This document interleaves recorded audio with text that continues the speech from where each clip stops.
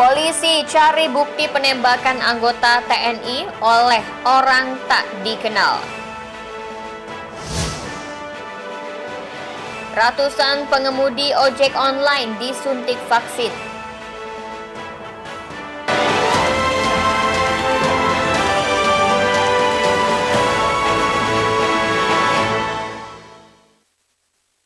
Tabipun.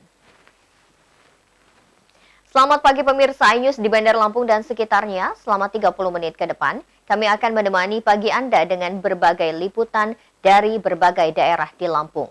Polisi dan POM TNI AU menyelidiki penembakan seorang anggota TNI dan istrinya oleh orang tak dikenal. Sementara kondisi kedua korban membaik. Pemirsa, bersama saya Ferlisi Andini, inilah iNews Lampung selengkapnya.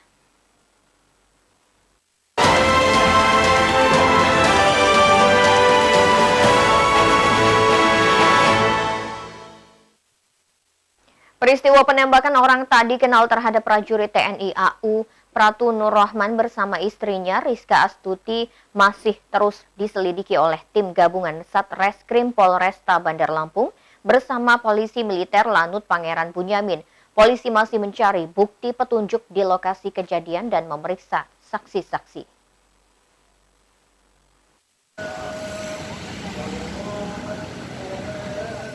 Polisi terus mengidentifikasi pelaku penembakan Pasutri TNI AU, Pratu Nur Rahman dan Rizka Astuti di kawasan Jalan Sultan Agung Wai Halim, Bandar Lampung.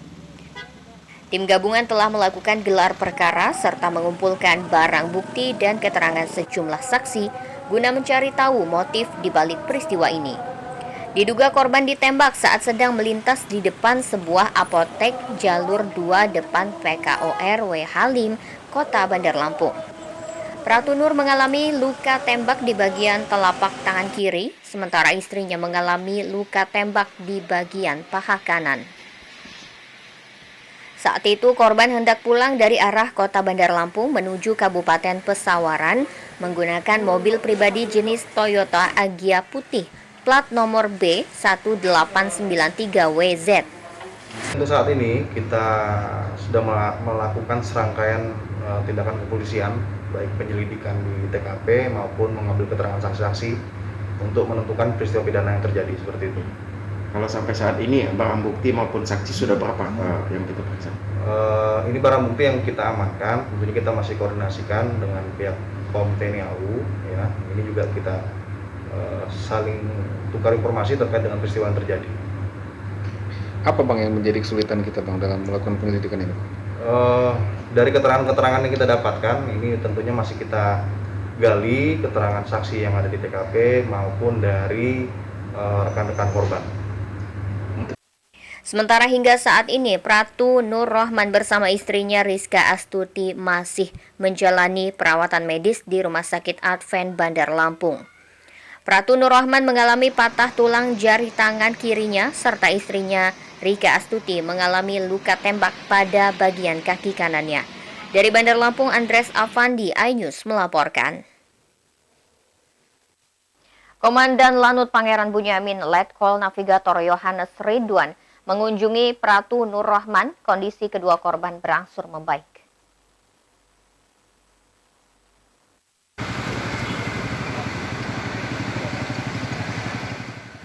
Peristiwa penembakan terhadap prajurit TNI AU yakni Pratu Nur Rahman bersama istrinya bernama Rizka Astuti terjadi pada pagi hari. Kasus ini tengah didalami oleh tim gabungan Satreskrim Polresta Bandar Lampung bersama polisi militer Lanut Pangeran Bunyamin. Tim gabungan telah melakukan gelar perkara serta mengumpulkan barang bukti serta keterangan saksi-saksi guna mengidentifikasi dua pelaku penembakan. Ditemui di rumah sakit usai membesuk kedua korban penembakan dan Lanut Pangeran Bunyamin Letkol Navigator Yohanes Ridwan menjelaskan kondisi terkini prajuritnya. Kondisi Pratu Nur Rahman berangsur membaik, pihaknya juga masih menunggu hasil penyelidikan dari polisi dan POM Lanut. Baik dari pihak Lanut, kami sudah melaksanakan koordinasi dengan pihak-pihak terkait.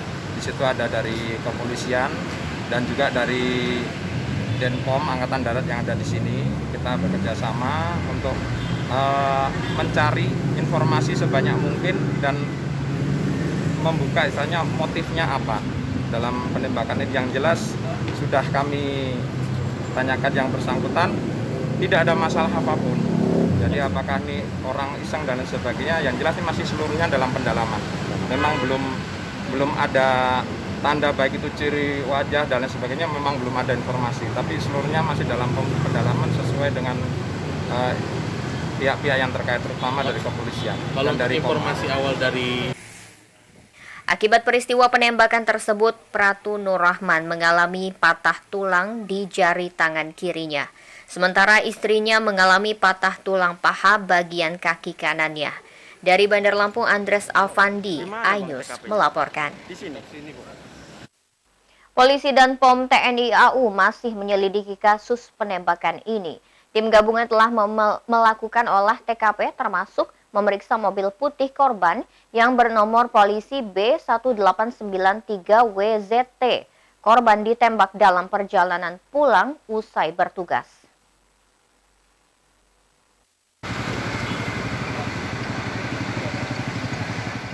Berdasarkan keterangan korban, peristiwa penembakan terjadi secara tiba-tiba dan tidak ada perkelahian ataupun penodongan yang dilakukan pelaku.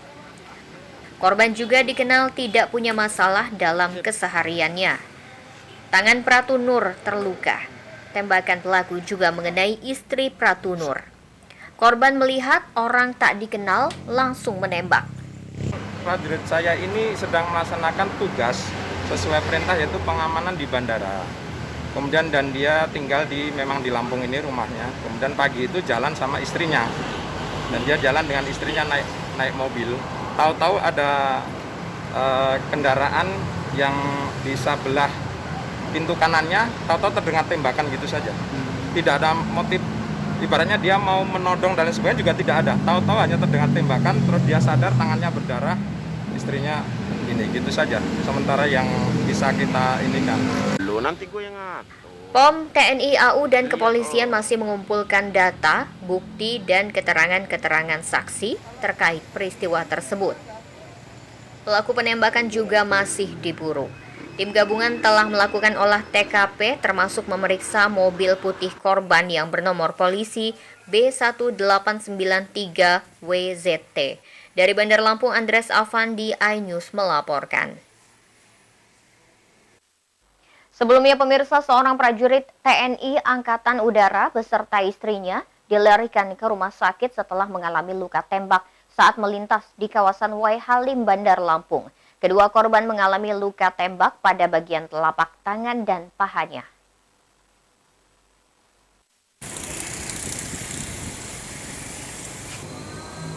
Usai dievakuasi oleh warga dan polisi, prajurit TNI Angkatan Udara bernama Pratu Nurrahman 26 tahun dan istrinya Ria Astuti menjalani perawatan medis di Rumah Sakit Advent Bandar Lampung. Keduanya mengalami luka tembak pada bagian tangan dan paha saat keduanya berada di dalam mobil. Peristiwa itu terjadi saat keduanya melintas di Jalan Sultan Agung Wai Halim, Bandar Lampung. Korban yang hendak pulang ke rumahnya usai menyantap sarapan pagi tak jauh dari lokasi kejadian. Korban tiba-tiba menjerit lantaran sebutir peluru menyerempet di bagian telapak tangan dan mengenai bagian paha istrinya. Warga dan polisi yang mengetahui peristiwa tersebut kemudian mengevakuasi korban ke rumah sakit untuk mendapat pertolongan medis. Meski kondisi korban dalam keadaan selamat, korban terpaksa mendapat 7 jahitan di bagian telapak tangannya. Sementara istrinya masih menjalani perawatan setelah sebutir peluru bersarang di bagian pahanya. Menurut polisi, pihaknya hingga saat ini masih melakukan olah TKP dan meminta keterangan sejumlah saksi di lokasi kejadian.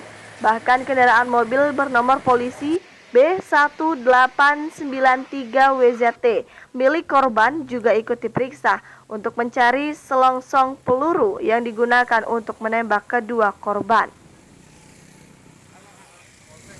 kena tembakan ya seperti itu. Terkena tembakan. Luka tembaknya sendiri Pak Kasat? Ini yang masih kita gali ya, nanti kita sampaikan lagi perkembangannya. Kalau untuk motif sementara belum kita ketahui seperti apa? Belum, sampai saat ini belum kita ketahui, dan sampai saat ini kita juga masih berkoordinasi dengan POMAU ya. Dengan POMAU karena ini adalah prajurit TNI aktif. Luka tembaknya di bagian mana aja Pak Kasat? Oh, nanti kita jelaskan ya, ini masih dalam tahap pemeriksaan. Polisi berkoordinasi kepada pihak Denpom Angkatan Udara. Bahkan dari pemeriksaan awal terhadap kedua korban tidak ditemukan adanya barang berharga yang hilang pasca penembakan itu terjadi. Dari Bandar Lampung, Andres Afandi, iNews melaporkan. Pemirsa, setelah jeda pariwara berikut kami kembali dengan informasi. Ratusan pengemudi ojek online disuntik vaksin, tetaplah bersama kami.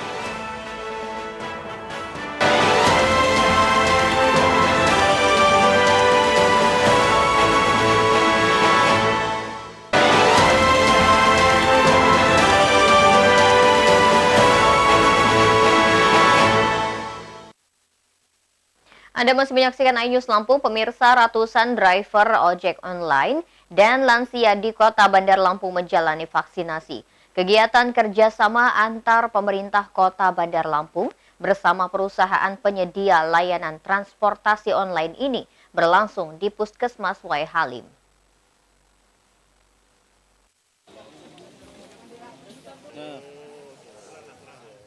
Sebanyak 500 pengemudi ojek online mendapatkan suntikan vaksin. Mereka yang mendapatkan vaksin berstatus warga Bandar Lampung atau memiliki EKTP Kota Bandar Lampung. Driver juga mendapatkan undangan untuk vaksinasi bersama seorang pendamping yang merupakan lansia. Wali Kota Eva Dwiana yang melakukan peninjauan berharap vaksinasi terhadap pengemudi ojek online dapat membantu dalam penekanan angka COVID-19 di kota setempat. Eva juga meminta kepada perusahaan maupun para driver untuk membantu pemerintah dalam menyosialisasikan protokol kesehatan. Bagi kita, mudah-mudahan dengan bantu Grab, seluruh masyarakat penekanan COVID-19 terus untuk kita dan terus di bawah, dan kita masuk zona hijau untuk warga masyarakat Kota Bandar Lampung. Sekali lagi terima kasih untuk Grab internasional ya, nasional yang ada sekarang ini di wilayah Kota Bandar Lampung. Mudah-mudahan bisa membantu Kota Bandar Lampung, dan sekali lagi buat Grab, tolong bantu pemerintah kota untuk sosialisasi 5M untuk warga masyarakat Kota Bandar Lampung. 500. Salah satu driver ojek online bernama Cahyono merupakan penerima vaksin Sinovac. Ia senang akhirnya mendapatkan giliran vaksin. Cahyono juga datang bersama orang tuanya untuk mendapatkan vaksinasi. Ya, rasanya lega udah dapat vaksin. Ini yang kita dapat vaksin keberapa Pak? Yang pertama. Yang pertama ya Pak? Vaksin ada gejala nggak Pak? Ada yang dirasakan nggak? Ya, saat ini belum sih. Katanya 10 menit lagi mungkin kalau ada gejala ada suruh ke meja sebelah. Tadi persyaratannya apa saja Pak? Persyaratannya ya kita sebagai driver diundang, dapat undangan dari driver ke sini. Kalau ada lansia suruh bawa, terus saya bawa ibu. Kalau bawa ibu saya ke sini. Oh, sekalian sama ibu ya? Iya. Ibu udah lansia emang? Iya. Sudah juga divaksin? Udah divaksin. Ibu yang keberapa dapat vaksinnya? Yang pertama juga. Yang pertama juga. Iya. Di dosis pertama ini, Dinas Kesehatan Kota Bandar Lampung menyiapkan sebanyak 1.000 dosis vaksin. Sebanyak 500 dosis diperuntukkan bagi para driver ojek online dan 500 dosis untuk pendamping yang merupakan lansia. Saat ini stok dosis yang ada di Bandar Lampung sendiri sebanyak 50.000 dosis vaksin. Dari Bandar Lampung, Ruslan AS, iNews melaporkan. Polda Lampung melaksanakan penyuntikan vaksin untuk pengunjung mal guna mempercepat program vaksinasi pemerintah. Sebanyak 1.300 vaksin telah dibagikan di 6 mal secara umum. Polda sendiri menargetkan 4.000 vaksin terhadap pengunjung mal.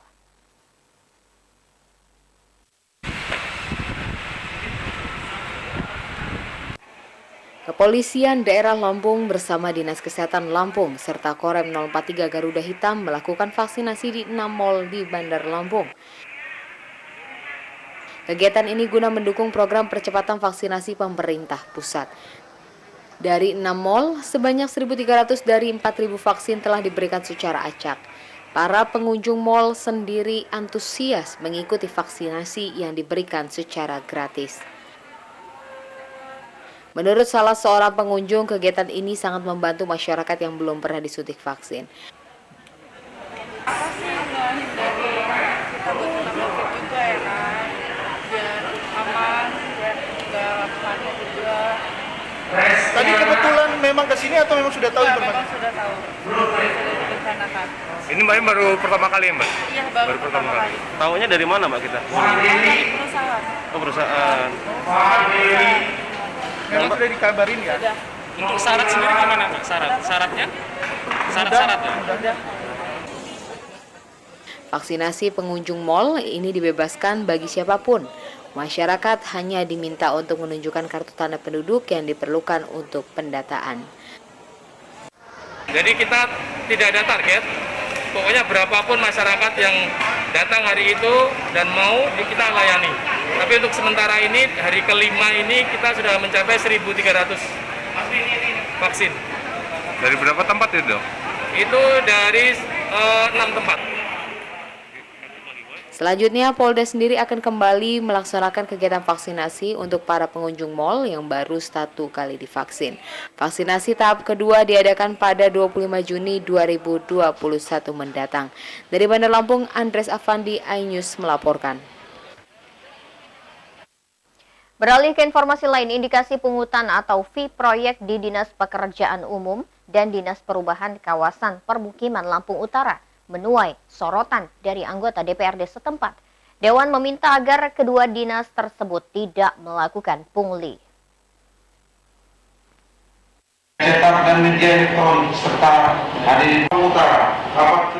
Dalam rapat paripurna yang digelar DPRD Lampung Utara, anggota dari fraksi PDI Perjuangan Rahmat Hartono menyoroti adanya indikasi pungutan atau fee proyek di dua dinas.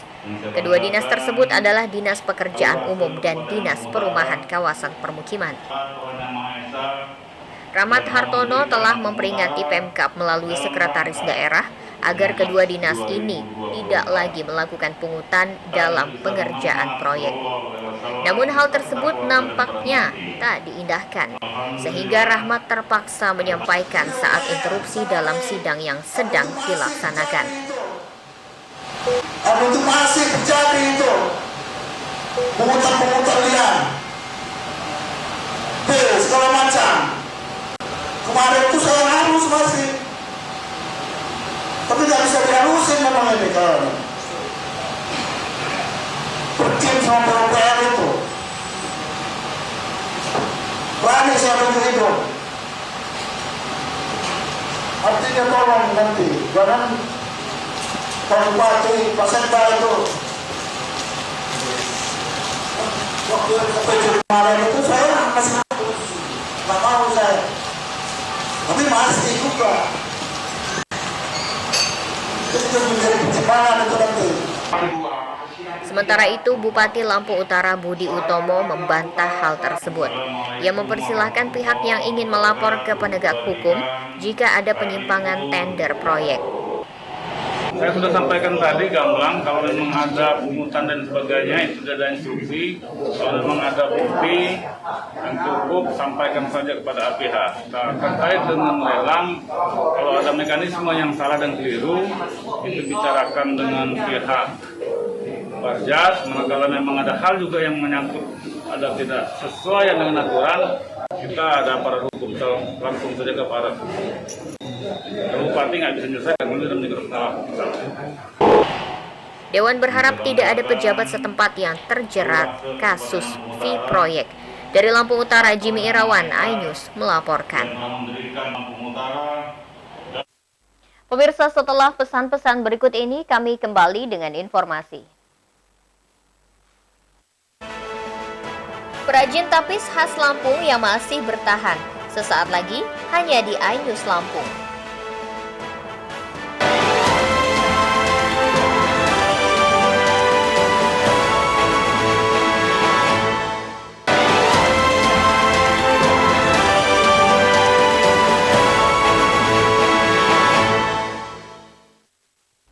terima kasih Anda masih bersama kami. Pemirsa, tenun tapis merupakan salah satu ciri khas budaya Lampung sejak dulu.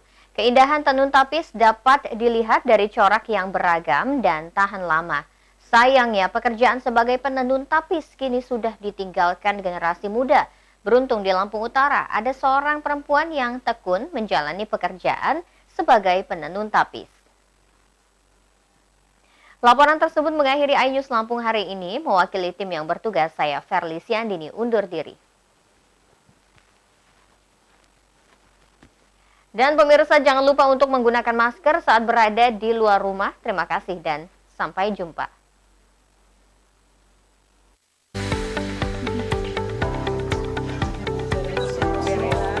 Setiap hari selalu terlihat aktivitas yang sama di rumah Amel. Di waktu senggangnya, dia akan mengeluarkan alat tenun. Warga Kecamatan Abung Tinggi, Lampung Utara ini sudah puluhan tahun menjadi penenun tapis. Amel memang bukan satu-satunya penenun tapis, namun dia tetap berupaya menjaga tradisi nenek moyang yang hampir punah tersebut.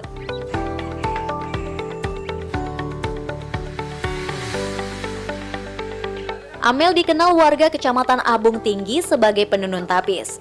Kain tapis karya ibu satu anak ini selalu digunakan masyarakat untuk upacara adat atau kegiatan sehari-hari.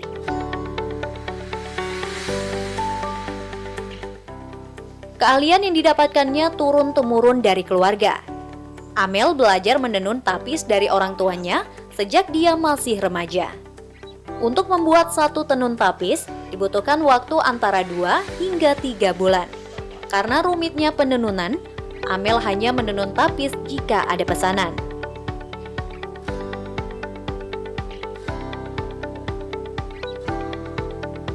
Dari masih anak-anak ya, artinya udah puluhan tahun. Nah ini ilmunya dapat dari siapa ini? Dari orang tua. Oh, dari orang tua turun-temurun ya. Untuk mengerjakan satu tapis ini perlu berapa lama waktunya? Kalau untuk ibu-ibu kan ini selingan kerja dapur, beres dapur baru ngerjainnya mungkin 3 bulan lah. Untuk satu tapis ya? Iya. Itu bisa 3 bulan. Nah kalau alat bahan apa sebetulnya yang banyak mendominasi untuk pembuatan tapis ini apa? Ya benang emas. Benang emas. Benang jahitnya. Biasanya pembeli tenun tapis langsung datang ke rumah perajin untuk memesan tenunan sesuai keinginan.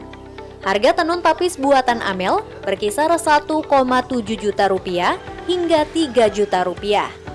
Semakin banyak bahan emas yang digunakan dan rumit motif, harga akan semakin mahal. Namun, banyak warga yang memilih tenun hasil tangan karena lebih rapi dan tahan lama. Kalau kita satu, dia pembuatannya langsung dari apa sih? Bukan mesin, bukan pakai mesin. Kalau pakai mesin itu kan hasilnya nggak sebagus yang buatan tangan. Kalau buatan tangan juga apa sih lebih awet, terus lebih bahannya juga kita lebih tahu. Melihat semakin sedikitnya generasi muda menjadi penenun tapis, Amel berharap pemerintah tidak tinggal diam. Jangan sampai penenun tapis menghilang karena tergerus zaman. Dari Lampung Utara, Haryadi Haka, iNews melaporkan.